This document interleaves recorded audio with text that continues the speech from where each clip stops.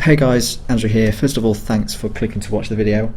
I wanted to start it by apologising for there being no F1 review video earlier in the week. Obviously, if I'd done a video, I wouldn't have been able to ignore the incident that overshadowed what was a great race, but frankly I did not want to talk about it at all, and still don't.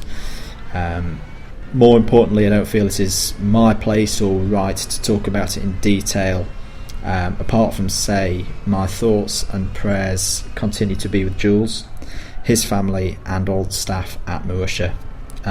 It's not right in my opinion to debate who or what's to blame whilst someone I and the majority of the F1 and wider motorsport community cares about while he faces such a huge battle.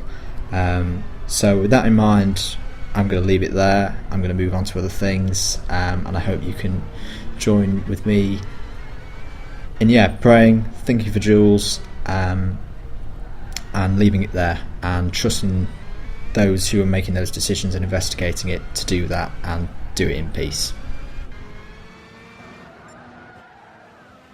So this video's not going to be F1 related at all, for the similar reasons for what I've just stated, but there were a couple of other things that I did want to talk about.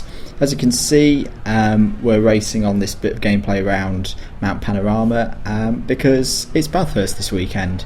Now if you've never watched the Bathurst 1,000 kilometres before, I really recommend that you try and check it out, especially if sleeping during the normal hours, especially European time, doesn't really bother you this weekend.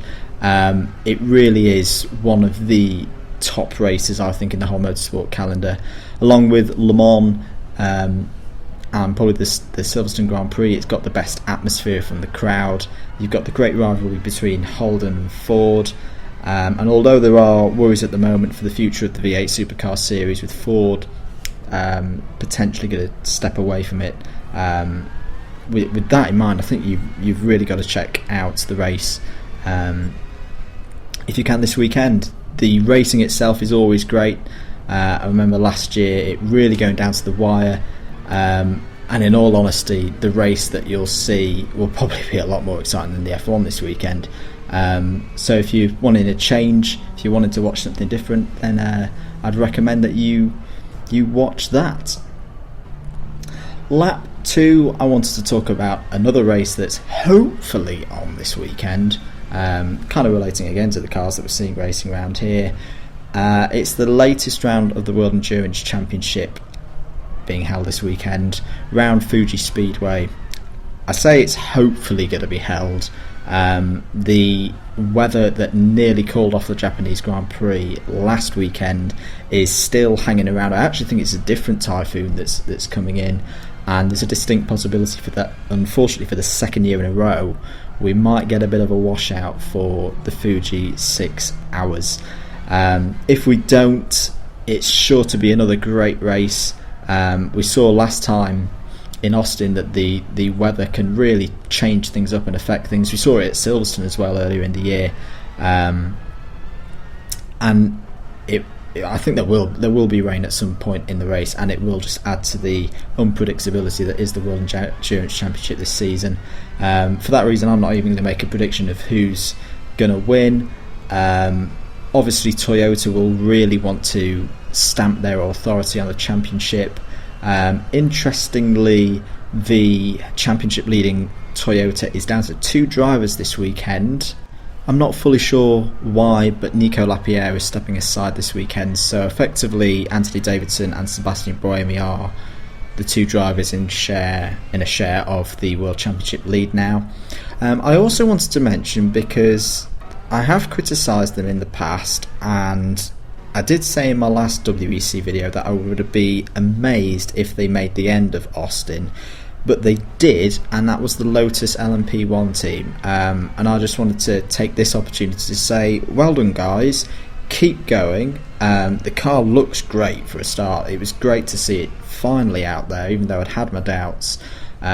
So they're racing again this weekend at Fuji, so good luck to them. On the last lap, I wanted to talk about the Tudor United Sports Car Championship, which admittedly I haven't been able to watch every single race of this year, mainly because I haven't had Motors TV available to myself for most of the year. It had its season finale last weekend at Petit Le Mans, and whilst it is very encouraging to hear that the series organisers have taken on quite a few complaints that fans have had this year and are looking to make the series more accessible, I just wanted to briefly talk about real worries for that series going forward. If you weren't aware, the big one this week was the GTLM champions, the Works Dodge SRT Viper.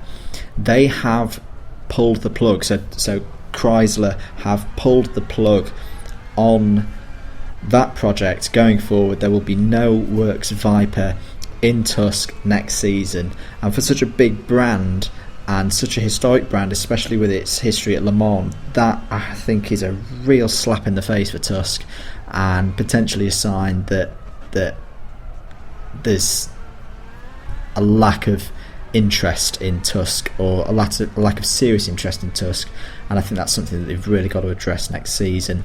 You've also got to look in LMP2. The series lost one of its main competitors, Extreme Speed Motorsports, so they are actually racing in most of the WEC for the rest of the season. They missed the last race, and I think on the grapevine they are looking to move more into WEC next season as well. When one of your biggest American privateer teams says no, this isn't for us, I think that's a real worry for an American series. I hope they can turn it round, because some of the tracks they go to have such a rich heritage.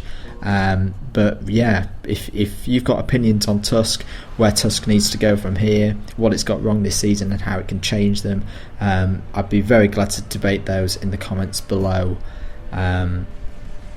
Also, the state of the WEC going forward next season. Would you like to see some of TUSC's racers potentially transfer across? So if you think Sebring or Petit Le Mans, should they actually be in the WEC? That's something I'd be really interested to hear from you guys about.